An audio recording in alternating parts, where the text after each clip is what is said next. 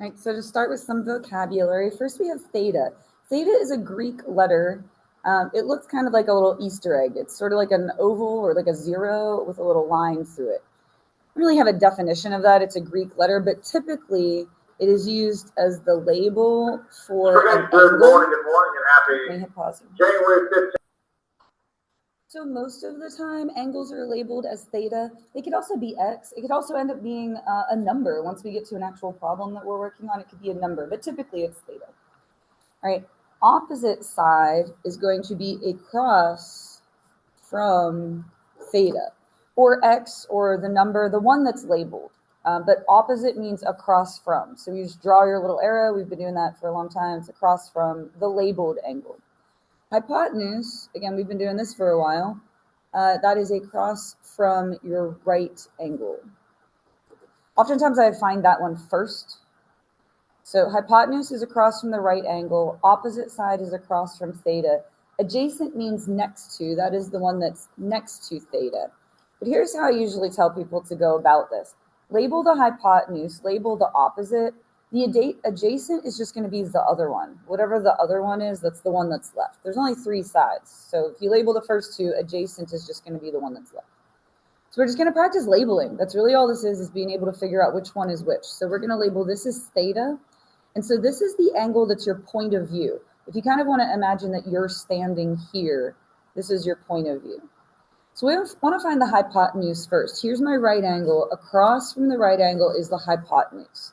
And you can write HYP, you can just write H, whatever you want to put. On the classwork that you're about ready to do on Schoology, they just use the letter H, so we'll just go with that.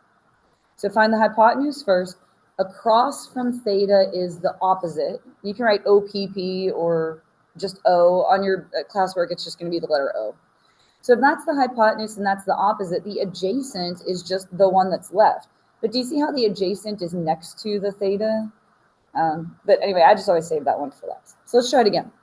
Here's our labeled angle. This is theta. It looks like a little Easter egg. So this is like you are here. Pretend you're standing here. Across from your right angle is the hypotenuse. Again, this is your point of view. Pretend you're here. Look opposite. Opposite is O for opposite. And then adjacent is the one that's left over, but it just means next to. So what I want you to do is pause the video, and you're going to go onto Schoology and do the assignment that is called labeling right triangles. So that's all you're doing is figuring out which is hypotenuse, which is opposite, which is adjacent. It should be the easiest classwork ever, right? So you're going to go on, pause the video, go on to Schoology, and do labeling right triangles. All right, so after you finish your Schoology assignment labeling right triangles, to go further, once you have them labeled, we're going to label our trig functions. So we have sine, cosine, and tangent, and it's written on here for you. Sine is opposite over hypotenuse. Now this is written with kind of like a sideways fraction bar, so I would suggest writing this off to the side. We have sine, cosine, tangent. Sine, cosine, tangent. Sine is opposite over hypotenuse. Cosine is adjacent over hypotenuse. And then tangent is opposite over adjacent. Typically you hear it called SOHCAHTOA. So S-O-H, so, and then ka, and then toa. The way it got taught to me in high school was it was a sentence. Oscar has, wait till the bell's done ringing. Oscar has a handful of apples. So Oscar has a handful of apples was how it was taught to me, because SOHCAHTOA is not really a word. So anyway, you have to know it. That's the thing that you have to memorize. So however you're able to fit that into your mind, that's what we're going to use. So let's go ahead and label our picture. We want to do sine of A. So and you know what? I'm going to have to write with pencil because I'm going to need to erase this. Here, let me grab a pencil. All right, so for these first ones, A is going to be our labeled angle. A is our point of view.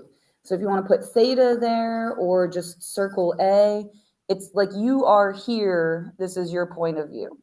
So when we go to label, across from the right angle is the hypotenuse. You are here looking across. So across from you is opposite. And then this is going to be adjacent. Once you get them labeled, and we just practiced that, all you have to do is fill this in. So for sine, It is opposite over hypotenuse. Opposite is 5, hypotenuse is 13, so it's literally just 5 over 13, and that is it. That's the answer. All right, so cosine of A, cosine is adjacent over hypotenuse, so that's going to be 12 over 13.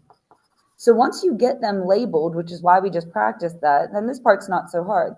Tangent is opposite over adjacent, that's going to be 5 over 12.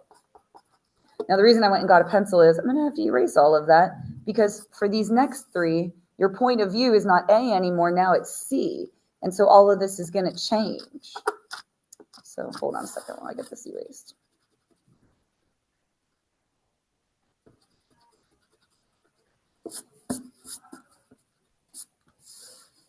All right, so this time C is our point of view. I'm going to put theta right there. And now we're going to relabel. Hypotenuse doesn't change. Hypotenuse doesn't change. That's still across from the right angle. But the other two are going to reverse. If you are now here, your opposite is the 12 and your adjacent is the 5. And you'll see how it comes out different. So I've got them all labeled. We're going to do sine. Sine is opposite over hypotenuse. That's going to be 12 over 13. Cosine is adjacent over hypotenuse, so that's going to be 5 over 13. And tangent is opposite over adjacent, so that's going to be 12 over 5. So you can notice if you change the point of view, sine and cosine just reversed for them, and tangent, we reciprocated. It's your reciprocal. We flipped it over. All right, for this last one, we notice we have a 9, a 12, and a 15. What I would do, if you notice that these are all going to be divisible by something, I would reduce them first. Please head to class. This is your 1-minute warning. Please head to class. I would reduce them first so you don't end up having to reduce a whole mess of fractions over here. 9, 12, and 15 will all divide by 3. So I'm going to go through and just divide them all by 3. So 9 divided by 3 is 3, 12 divided by 3 is 4, 15 divided by 3 is 5. If you were like, hey, I don't think I'm going to notice that, that is 100% fine. Just when you get over here, you're going to have to reduce your fractions. I just feel like reducing it right away is going to be less work.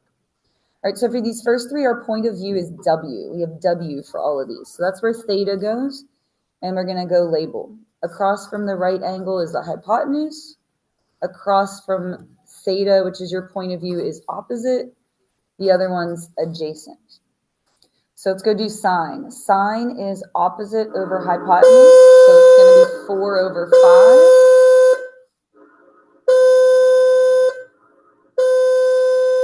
Cosine is adjacent over hypotenuse, so that's going to be 3 over 5. And tangent is opposite over adjacent, so that will be 4 over 3. Now I'm going to go and make x be my point of view, so I'm going to erase all of this.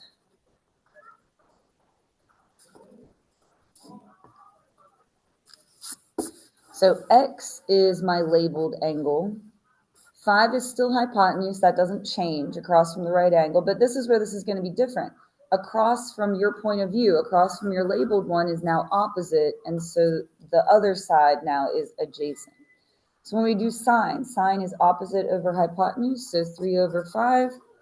Cosine is adjacent over hypotenuse, so 4 over 5, and you can notice those just reversed. And then tangent is opposite over adjacent, 3 over 4, and you can see that you just did the reciprocal for that one. So now we're going to go on to Schoology and do your last thing for today, which is trig ratios classwork. So trig ratios classwork is the last thing that you're going to do.